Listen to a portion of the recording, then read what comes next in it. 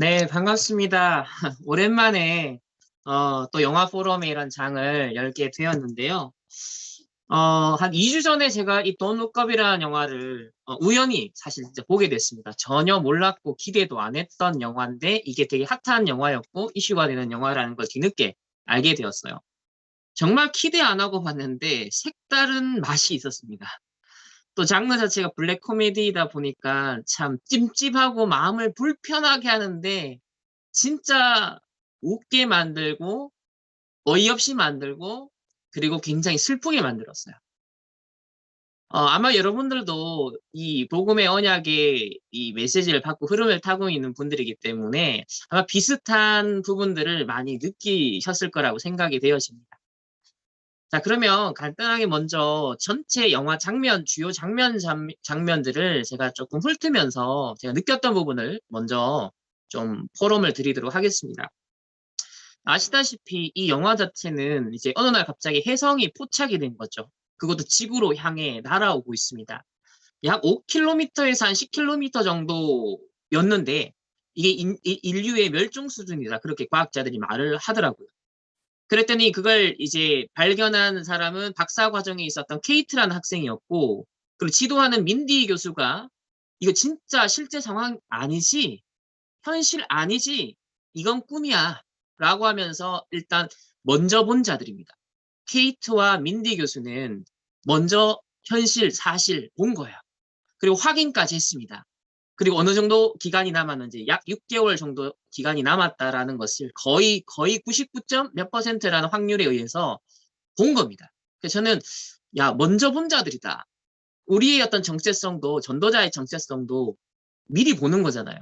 시대를 보고 미래를 보고 앞으로 일어나게 될 후유증을 미리 보는 거고 예수님도 제자들에게 감람산에서 이스라엘과 또 로마의 운명이 어떻게 될 것이다. 미리 보고 얘기를 했습니다. 이번에 교사 수련회 때 전도자가 디모데에게 바울이 사실 말세 때 일어난 현상들을 쭉 설명하면서 너는 기회를 얻든지 못 얻든지 말씀 사역자로 전도자로서의 네 직무를 다하라. 그리고 배우고 확신한 일에 거하라. 어릴 때부터 너에게 벌써 각인된 하나님의 언약의 말씀 확신해라. 그러면서 그리스도 예수 안에 있는 은혜 속에서 강하라. 자, 이런 중요한 어떤 영적 힘을 기르게 했던 것은 머무르게 했던 것은 그 시대 미래를 보면서 분명하게 다가오는 그 시대의 상황을 보면서 전도자로서 해야 될 직무를 알리셨던 거죠. 자, 이 영화에서 어쨌든 과학자들은 일종의 뭐랄까 미리 본 자들로서 어, 긴급함을 느끼는 거죠. 아, 이건 진짜 인류가 멸망하는 거 확실한데.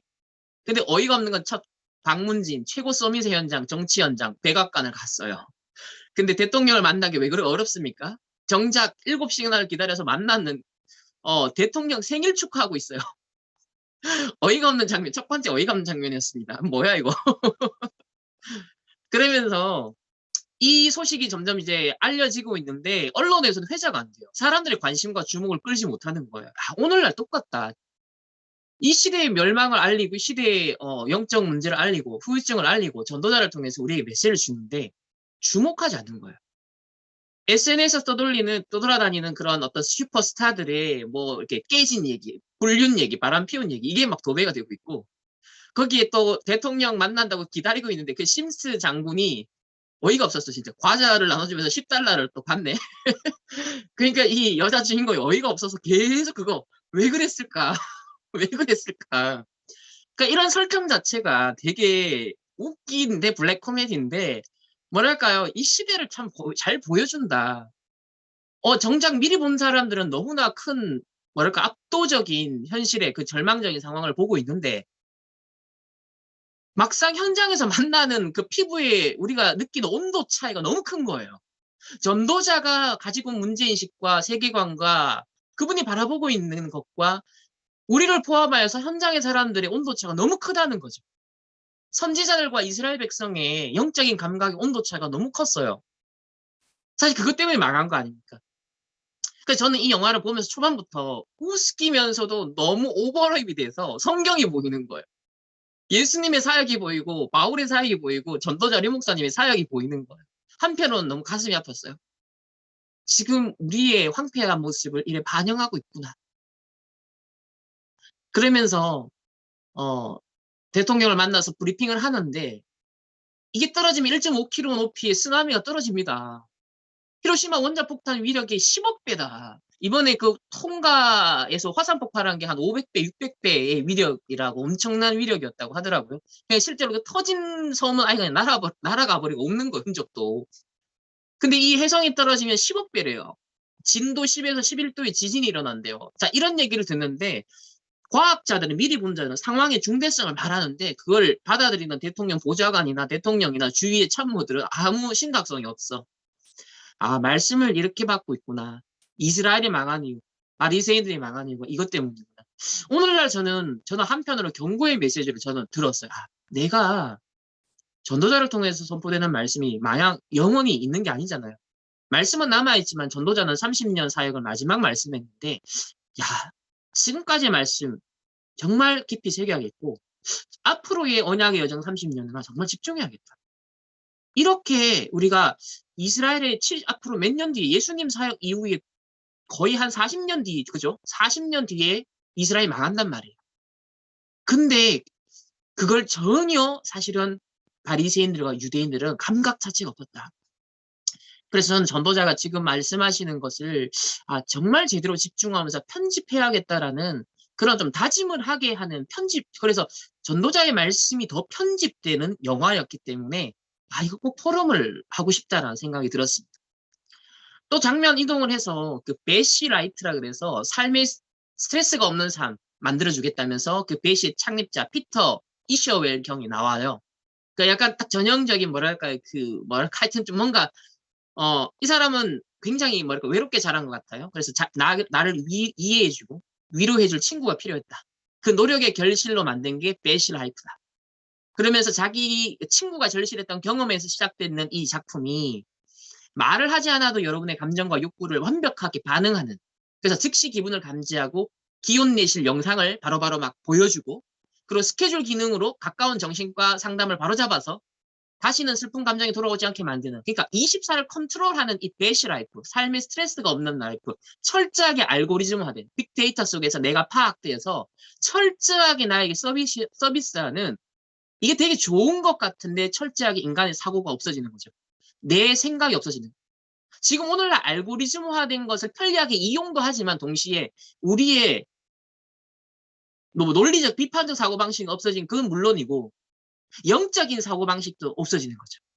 정확하게 사실, 현실, 진실, 영적 사실을 분별하고 하나님의 얘기를 바라보는 전도자의 세계관으로서 냉철하게, 정확하게, 그리고 가슴 뜨겁게 분별을 해야 되는데, 오늘날의 이 배시라이트라는 알고리즘화된 정말, 우리의 환경이라는 것이 정작 지구의 운명을 가로짓는 그 결정하는 상황이 벌어졌음에도 불구하고 우리의 관심사를 딴 데 돌리게 하는, 그게 지금 우리가 살아가는 시기일 수 있겠다. 우리의 관심사가 딴 데 다가 있는, 분산되어 있는 거죠.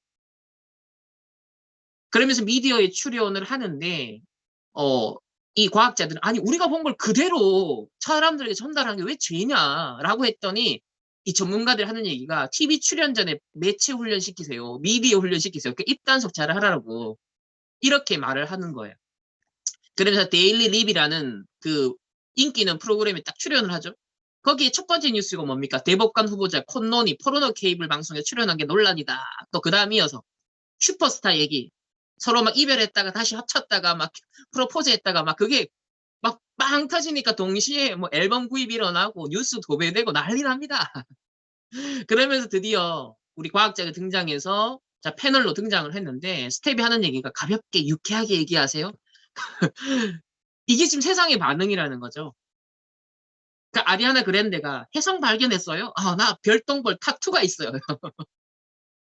참 블랙 코미디인데 너무나 저는 바리새인이 왜 망할 수밖에 없었는가.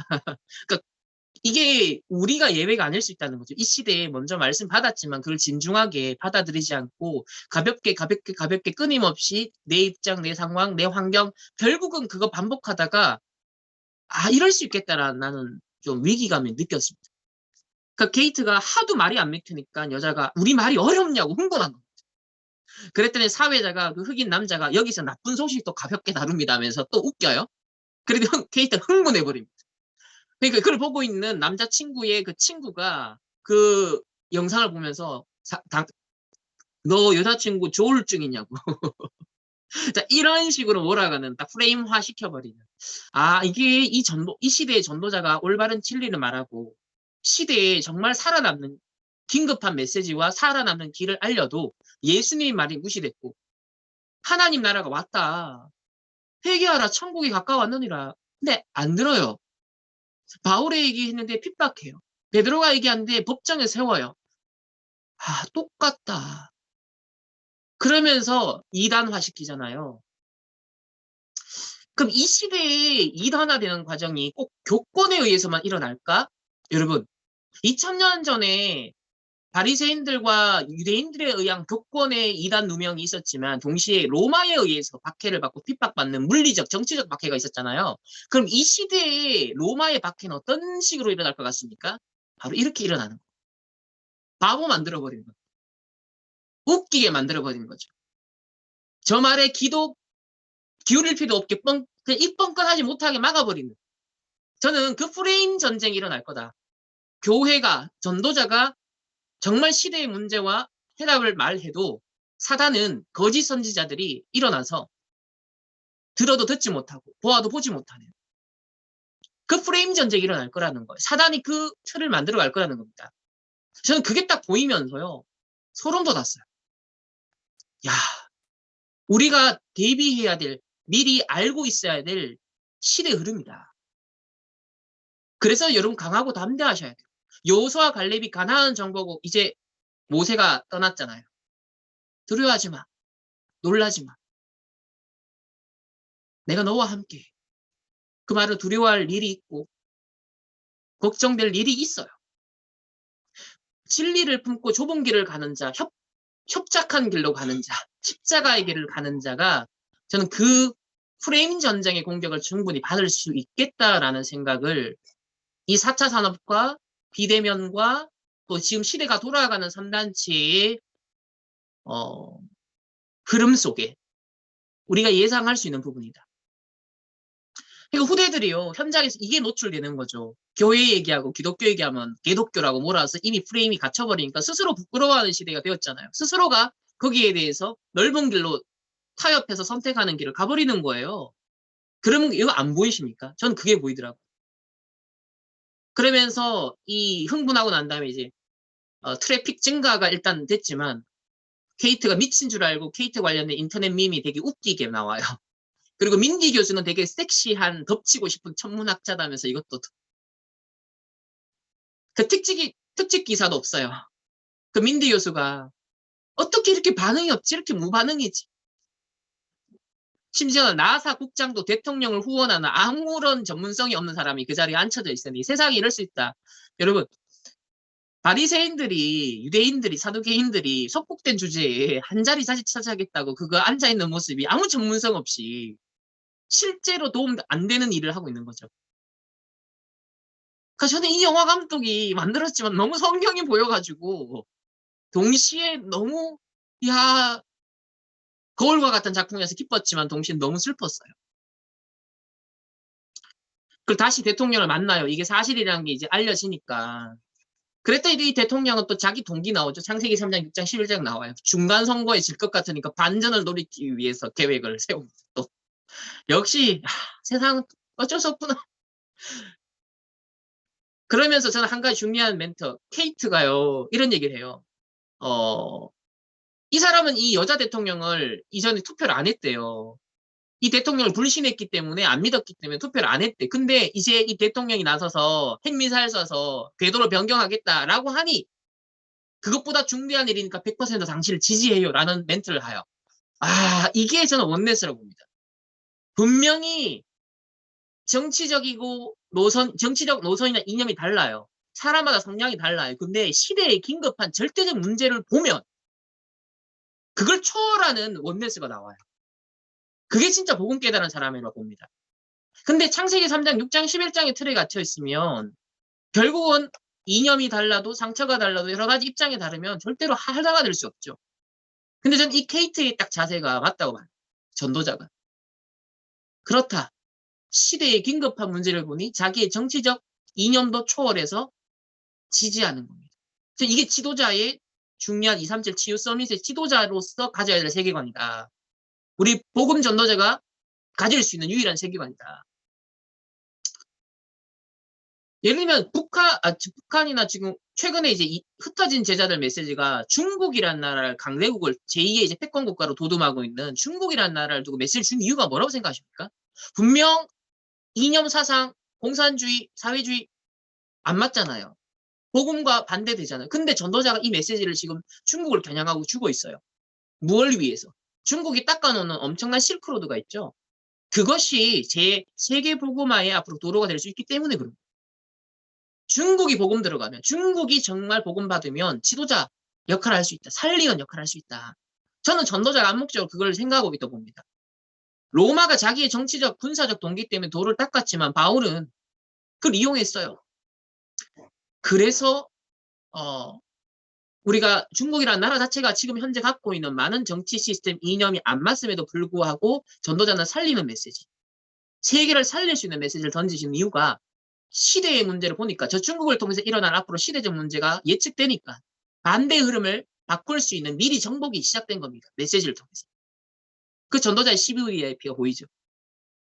그러면서 이제 민디 박사가 바람을 피워요. 이게 또 섹시한 과학자, 인기, 치솟음, 그리고 여자 사회자는 바람을 피웁니다. 이게 또 사명자였다가 미리 봤는데 중간에 또 타락하는 사람이 있어요. 예수님의 제자들도 실컷 얘기 들어놓고 다시 돌아갔잖아요.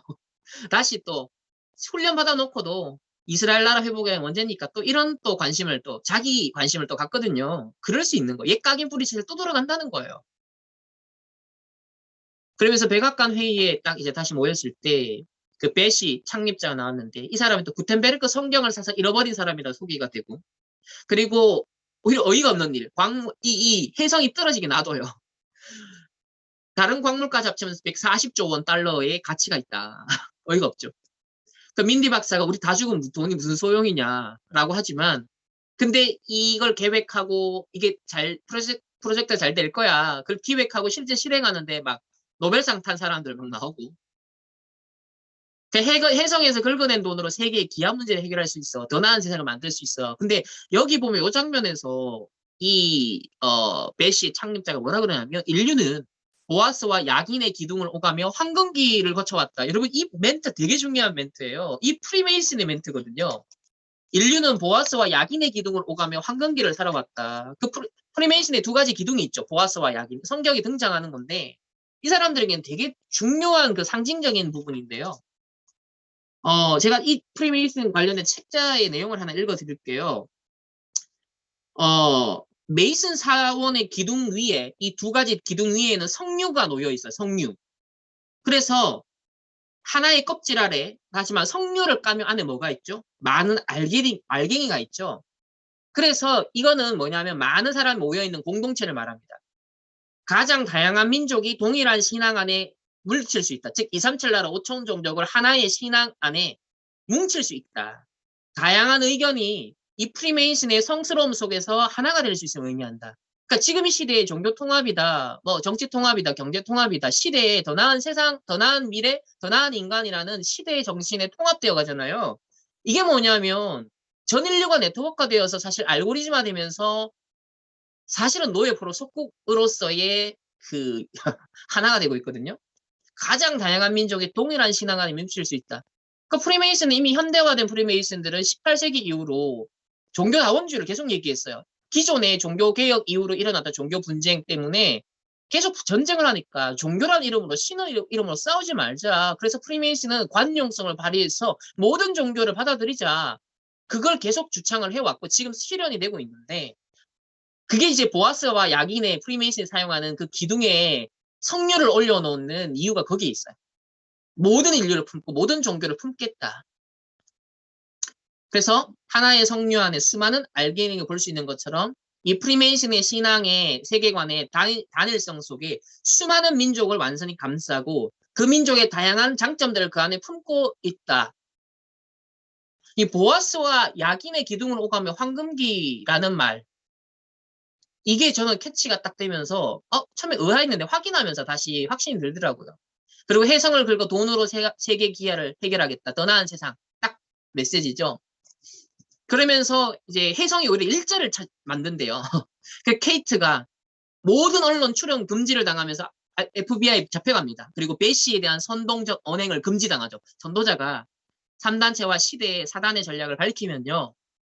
금지당해요. 진리를 선포할 수 없는 상황이 만들어져요. 교권으로 누르고 시대의 프레임으로 눌러버리는 거죠. 그러면서 민디 교수가 등장해서 오히려 혜성이 일자리를 만든다는 광고가 나오는데 여기에 페마와 베시가 함께 나와요. 페마는 소위 프리메이슨 음모론에 되게 자주 등장하는 기관이거든요. 페마라는. 유사시에 사람들을 수용할 수 있는 일종의 수용 캠프거든요. 미국에 엄청나게 많이 만들어져 있어요. 그래서 이게 프리메이슨 음모론하고 되게 많이 연관이 되지만 그냥 그거는 그렇게까지 신뢰하진 않아요. 근데 왜 하필 이 영화에 이걸 등장시켰을까? 그래서 혜성이 없을 것이라는 의견이 오히려 상승하는 멸망이 없을 것이라는 거짓 선지자들이 구약에 판쳤잖아요. 똑같다. 그리고 베시의 이 프로젝트가 인류 구원자, 그 베시의 채취 드론이 인류의 구원자라는 의미가 있었어요. 그럼 너는 신이 될 거야. 라고 말합니다. 그러면서 민디 교수가 아니 당신 사업가 아니냐 그러니까 무슨 소리냐. 나는 인간의 진화를 시키는 사람이다. 화를 내면서. 오늘날에 뭐 4차 산업이 이끄는 주역들이 갖고 있는 생각 중에 하나잖아요. 인간 진화. 호모데우스. 그러면서 알고리즘이 얼마나 탁월한지 아냐? 난 당신이 누군지 알아. 무슨 병이 있는지 알아. 당신이 어떻게 죽을지 다 안다고 막 쏘아붙이잖아요. 그게 꼭 전지전능. 모든 것을 다 안다. 모든 것을 다 할 수 있다. 딱 이게 오늘날 3단체 이 4차 산업의 최고의 서밋들이 갖고 있는 야망이 아니겠냐. 결국은 이제 민디 교수가 오히려 TV에 이제 출연해서 폭발하는 것으로 결국 어떻게 됩니까? 망하는 이제 결과가 나타나죠. 그래서 돈 룩업과 룩업이라는 두 가지 싸움, 프레임 전쟁이 일어납니다. 돈 룩업은 이 시대에 야 쳐다도 보지 마. 그 멸망, 전도자의 메시지, 그 경고 생각도 하지 마. 그 황폐하게 하는 사단의 전략이라고 보였고요. 룩업은 전도자의 메시지예요. 정확하게 하나님 말씀을 귀 기울여. 정확한 말씀을 편집해. 집중해. 흐름을 봐. 길을 봐. 저는 그렇게 드려요. 그래서 올려다 봐. 저는 그래서 어 그리고 또 차 안에서 그 프리메이슨이었던 듀크 엘링턴이라는 사람이 발견한 밴드 노래가 나오거든요. 그 대사 속에 또 그게 나와요. 하필 여기에 또 듀크 엘링턴 노래가 나오고 그 듀크 엘링턴이 발견한 밴드가 나오고 이 사람이 소개되는 것도 연관성이 있나? 이건 뭐 부차적인 얘기지만 결국은 이제 최후의 파티를 하고 민디 박사 일행은 같이 기도하고 인생을 마무리하게 됩니다. 아무쪼록 씁쓸하지만 재미있었고 굉장히 경고에 저는 편집되는 메시지로서 전도자의 말씀을 어떻게 받아들여야 되는지 시사하는 바가 굉장히 컸다. 그런 영화였습니다. 네, 이상입니다. 저희 세계관 팀에서는 2명 포럼할 건데 저는 이제 마지막에 할 거고요. 우리 임마누엘 서울교회 최유원 랩런트께서 네, 포럼해 주시겠습니다. 바로 포럼을 하자면 저도 뭐 많은 분들이 보시면서 비슷하게 느꼈을 것 같은데 좀 자극적인 잔잔한 듯 하면서도 이렇게 감각을 깨워주는 영화였던 것 같아요. 그래서 사실 평소에 인식하지 못하고 넘어가지만 우리가 인간으로서 살아가면서 외면할 수 없는 좀 그런 사실들을 많이 일깨워주는 영화였던 것 같고, 영화에서는 이제 뭐 아예 행성이 이렇게 부딪힌다는 좀 극단적인 상황을 말했지만 목사님께서도 포럼해 주신 듯이 이게 사실 우리 인간들이 실제로 처한 현실, 결국 언제가 될지 몰라도 멸망을 올 거고, 또 일단 개인 멸망이라는 걸 피할 수가 없기 때문에 그런 뭔가 유한한 인생을 살아가는 가운데서 가고 있는데, 그거를 평상시에는 우리가 많이 생각을 하면서 살아가질 않잖아요. 그런 부분들을 좀 다시 생각해 볼 수 있게끔 만드는 약간 영화였다고 되게 느껴지고, 불신자들도 그렇지만 또 정말 교회 안에서까지도 때로는 약간 그런 사실들, 정말 영원한 생명이나 천국 소망 그런 거를 잃어버린 채로 약간 당장 오늘 내일의 약간 현실적인 고민, 문제 이런 속에서 많은 시간을 보내고 있지 않나, 이런 부분을 저도 좀 돌아보면서 이 영화를 보게 됐던 것 같아요.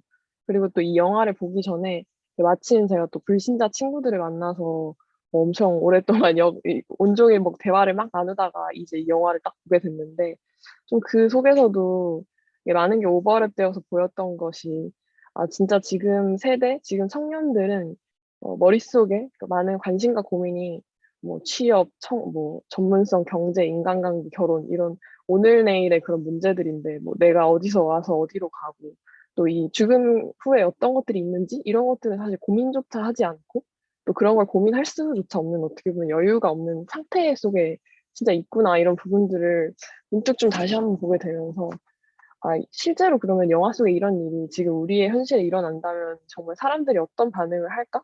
뭐 그걸 상상해서 만든 영화긴 하지만 저도 약간 좀 또 한 번 질문을 해봤는데 저는 좀 이런 생각이 들더라고요.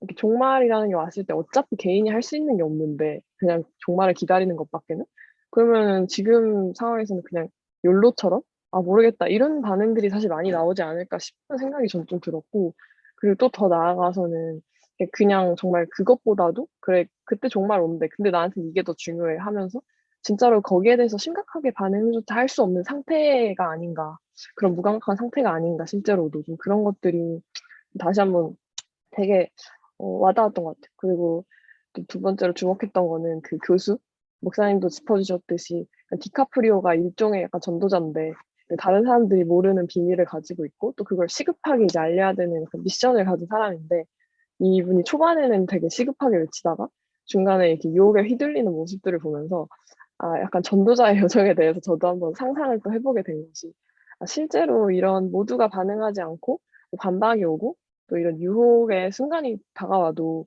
정말 흔들리지 않고 그 진리, 오직 한 가지 진리를 외치는 그런 전도자의 여정을 가고 있나? 그리고 갈 수 있나? 그러니까 이런 것들을 좀 더 이렇게 질문을 해보게 됐던 것 같아요. 그 사단이 정말 이렇게 뭐 복음을 반대하는 것까지 아니더라도 진짜 무감각하게끔 그렇게 전도자들을 참 속이고 있고 구원받은 하나님의 자녀에게서 그 사단이 빼앗을 수 있는 게 사실 시간이라고 생각을 하는데 우리가 약간 인생을 뭐 다른 것을 하면서 진짜 허비하도록 본질을 놓치고 이렇게 전도할 수 있는 시간들을 놓치도록 진짜 만드는구나.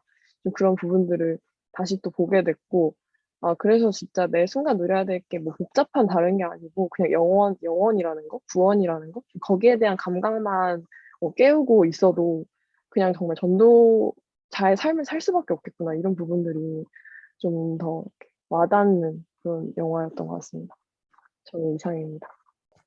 네, 저도 포럼을 하자면 사실 다 보고 오신 건지 그것도 사실 확인을 못 했는데 이 영화가 또 이렇게 요즘 또 최근 굉장히 화제가 된 영화이기 때문에 넷플릭스가 있으신 분들이면 다 보고 오셨지 않았나라고 생각을 하고 지금 저희가 포럼을 하고 있어요. 어, 저는 이 영화를 보면서 되게 많은 얘기를 할 수 있겠다라는 생각을 했었어요. 사실 뭐 기술적인 부분이라든지 아니면 그런 좀 뭐라 그러죠?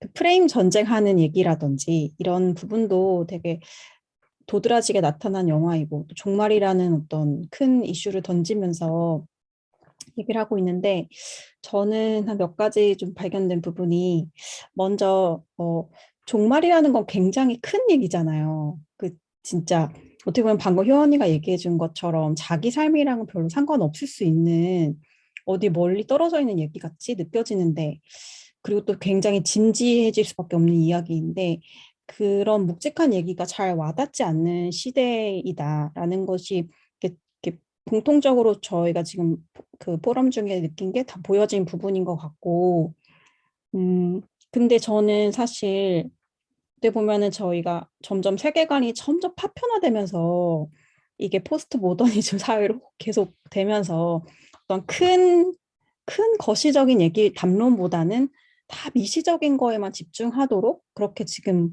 뭐 소셜 그런 네트워크도 그렇고 전부 다 그렇게 가고 있잖아요. 개인에 맞춰진 알고리즘 사회로 이렇게 되게 세밀하게 들어가면서 근데 한편으로는 진짜 자기 인생의 의미를 찾는다는 것이 뭔가 그 자기 일상적인 어떤 그 삶이 굉장히 큰 히스토리와 이야기 속에 존재하고 있다라는 그 감각, 그게 굉장히 중요하다는 생각이 요즘 세대는 더 필요하다라는 생각이 되게 많이 들어요. 근데 사실 저희가 구속사라는 것이 하나님이 이 인간을 구원하시기로 작정하시고 모든 역사를 움직여가고 계신다는 이 큰 히스토리가 성경 전체를 꿰뚫는 것이고 그것이 인류 전체 역사를 꿰뚫러 가고 있는 하나의 거대하고 압도적인 이야기고 드라마인데 그 속에 내 인생 조각이 존재한다라는 그 감각이 어, 많이 없어지고 있잖아요. 그래서 랩런트 되게 이거를 회복시켜 줘야 된다라는 생각이 전 한편으로는 되게 많이 들었고 오히려 이런 부분에 되게 무감각하고 있기 때문에 그래서 저는 3캠프 메시지가 요즘에 계속 나오면서 사실 그 저희 두 번째 포럼 할 때도 이 얘기를 할 건데 그 뭐죠? 그 프리덤 라이터스 얘기할 때도 할 건데 그 미래 캠프가 사실 저는 그거를 알려주는 거라고 생각해요. 전체적인 큰 흐름 속에서 강대국의 역사를 보고 실패를 보니 복음밖에는 답이 안 된다는 것이 이렇게 보여지는 거죠. 큰 히스토리가.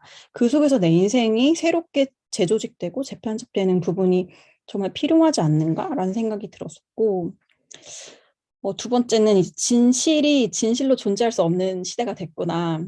이 361의 가치관과 세계관이 또 기술 문명과 데이터 알고리즘으로 연결이 다 되면서 결국에는 다 나의 것, 또 우리의 것, 이것으로만 강화될 수밖에 없는. 그래서 복음도 어떻게 보면 프레임 안에 갇혀버릴 수밖에 없어서 누군가에겐 이 복음이 농담이 되고 누군가에는 이 복음이 음모론이 되고 누군가에는 이 복음이 자기 동기를 위한 어떤 기회처럼 되어질 수 있겠다라는 생각이 이렇게 좀 들었었던 것 같고 그 속에서 우리가 어떻게 진실을 말하는 그런 빛을 발하는 캠프를 할 수 있을까라는 것이 저희가 해야 되는 전제인 것 같고 가장 큰 결론적으로 제가 되게 많이 부딪혔던 부분은 24인 것 같아요. 정말 저희 원단에서 나왔던 것처럼 말세 시대 전도자의 집중에 대해서 이번이 되게 큰 메시지를 주고 있는 것 같아요. 어, 그 예수님이 하나님 나라에 대해 알리시고 미래를 알려주셨는데 우리가 그것을 얼마나 확신하고 그것을 얼마나 집중하고 있는가. 저는 이 영화를 딱 보자마자 생각난 성경 구절이 있었어요. 마태복음 24장에 보면 그 말세 시대에 대해서 예수님이 말씀하실 때 제가 이걸 지금 여기다 적어왔거든요. 이렇게 돼 있는데 그 24장 38절에 홍수 전에 노아가 방주에 들어가던 날까지 사람들이 먹고 마시고 장가들고 시집가고 있으면서 홍수가 나서 그들을 다 멸하기까지 깨닫지 못하였으니 인자의 임함도 이와 같으리라. 그때 두 사람이 밭에 있으며 한 사람은 데려가고 한 사람은 버려두며 당할 것이요 두 여자가 맷돌질을 하고 있음에 한 사람은 데려가고 한 사람은 버려두며 당할 것이니라. 그러므로 깨어 있으라 어느 날에 너희 주가 임할는지 너희가 알지 못함이니라. 이렇게 그 노아 홍수 시대 얘기를 하시면서 그 전까지 직전까지 사람들이 자기의 그런 작은 눈앞에 있는 일 때문에 그 경고를 보지 못했다. 그러다가 종말을 맞이했다. 라고 얘기를 하셨는데 그러면서 이제 노아의 때와 같이 인자의 임함도 이럴 것이다 이렇게 말씀을 하시는데 저는 이 영화가 거의 이 성경 구절 얘기하고 있는 거 아닌가라는 생각이 되게 많이 들었어요. 그래서 정말 그 요즘에 계속 학원보고마 메시지 속에서 미리 정복이라는 말씀이 계속 나오는데 그리고 이제 요즘에 계속 이렇게 목사님 통해서 정확한 언약 위에 있으면 미래가 보인다. 정확한 말씀을 잡으면 정말 미래가 보인다 말씀하시는데 저희에겐 정확한 미래가 와 있는데 내가 얼마나 구체화하여서 이것을 보고 있는가 내 현장에서 이 싸움인 것 같고 얼마나 확신하고 얼마나 집중하고 나는 이 메시지에 얼마나 전문화되어 있고 현장화되어 있냐 얼마나 생명을 걸고 있는가 라는 생각이 되게 많이 들었어요. 여기서 과학자들은 어떻게 보면 정확한 과학적 사실을 봤기 때문에 데이터라는 그 팩트에 기반해서 정확한 미래를 봤기 때문에 그거는 그냥 오는 거잖아요. 팩트인데 우리는 과학보다 더 정확하고 절대 변하지 않는 언약과 영적 사실 위에 서 있는 사람들인데 그리고 세상 서밋들이 절대 보지 못하는 것을 보고 있는 사람들인데 그것을 얼마나 확신하는가 그런 생각을 좀 하게 됐고요. 그래서 오늘 그 사건포괄 매스를 통해서 여호수아와 갈렙이 본 미리 정복에 대해서 저희는 말씀 받았는데 정말 불변하는 하나님의 언약과 반드시 되어지는 그 복음 운동과 전도 운동에 대해서 승리의 확신을 가졌을 때 그냥 그 언약 그대로 그냥 되어졌던 거잖아요. 그, 그, 그 발판 위에 그 언약 위에 정확히 서 있어야 되겠다. 그런 생각을 좀 했었던 것 같습니다. 네. Don't look up 이 메시지 안에 세상과 사단과 3단체의 핵심 메시지가 담겨 있다. 요준유 목사님은 한 문장, 한 단어 정리하라 했잖아요. 딱 사단은 기가 막히게 하고 3단체는 기가 막히게 메시지 선정을 합니다. 돈 룩업입니다. 우리는 룩업 하셔야 돼요. 말씀, 기도, 전도, 24, 138 언약에 오지게 룩업을 할 수 있는 그런 한 주간이 되시고 오늘 첫 번째 영화는 일종의 미래 캠프의 의미가 담긴 영화예요. 사실 거시적인 측면을 아주 구속사적인 아까 민지연 청년도 얘기했지만 이 시대가 상실해버린 되게 이게 역설적인 건 거의 한 100년 가까이 보면 파편적인 얘기, 파편적인 주제, 파편적인 이제 스토리텔링으로 다 흘러갔어요. 개인에게 맞춤형으로 다들 가고 있고 확증 편향의 시대가 되어가고 있고 다 연결된 시대라고 하지만 결국은 원래 각인 뿌리 체질이 끼리끼리 모이는 이제 그런 시대이다 보니 거시적인 것은 오히려 3단체가 설계하거나 편집 설계 디자인 하지만 거기에 놀아나는 대다수의 일반 사람들은 역시나 딱 볼 것만 자기가 보고 싶은 것만 보는 그거 이제 프레임이죠. 갇혀 있는 것이죠. 우리는 거기서 출애굽해서 하나님의 거시적인 누구보다도 3단체의 거시적인 틀보다 하나님의 우주적인 계획 영세전부터 영원까지의 하나님 이루시는 구속사적인 진짜 이 메타 내러티브라는 이 틀이 우리에게 필요한 세계관이고 역사관이다. 이게 이 시대에 필요한 미래 캠프고 우리 후대들에게 열어줘야 될 정말 부분이다. 그 속에 있는 나, 영원 속에서의 오늘, 평생 속에서의 그 드라마 속에서의 오늘 이걸 지금 놓친 시대고 그걸 하지 말려고 하는 그런 시대인데 그게 매력적이지 않게 느껴지게 만드는 시대인데 오히려 3단체가 만든 컨텐츠는 지금 세계관을 펼쳐가고 있어. 유니버스를 전부 다 만들고 있어. 게임을 만들어도 영화를 만들어도 전부 다 세계관 만든 게 기가 막히게 마케팅이 하고 있고 굿즈 판매도 그 세계관 속에서 되고 있고 되게 아이러니하지 않습니까? 그런 시대에 우린 진짜 하나님의 구원 사역이 뭔지 사단의 어떤 면에서는 인류 파멸의 계획이 뭔지 그걸 사실적으로 우리가 좀 계속 확인하면서 눈을 열어주는 그 미래 캠프가 필요하다. 그래야 오늘이 보이고 오직이 보인다. 그러면 조금 미시적으로 들어가서 대안적 측면에서 다음 영화는 정말 한 명의 교사가 자기에게 절대 불가능한 현장에서 어떻게 그 현장을 살렸는가에 대한 미래 기도 또 달란트 캠프라는 그래서 오직 유일성 재창조의 하나의 작품이 된 실화를 바탕으로 한 영화 꼭 보시고 목요일날 또 우리 포럼을 하도록 하겠습니다. 제가 기도하고 마칠게요. 하나님 감사합니다. 오늘도 우리 돈울급이라는 영화를 통하여서 시대를 보고 전도자의 메시지를 다시 한번 편집하였습니다. 계속되어지는 포럼 속에 오직 유일성 재창조의 캠프가 되어지는 영화 캠프 되게 하여 주옵소서. 감사드리며 살아계신 예수 그리스도 이름으로 기도합니다. 아멘.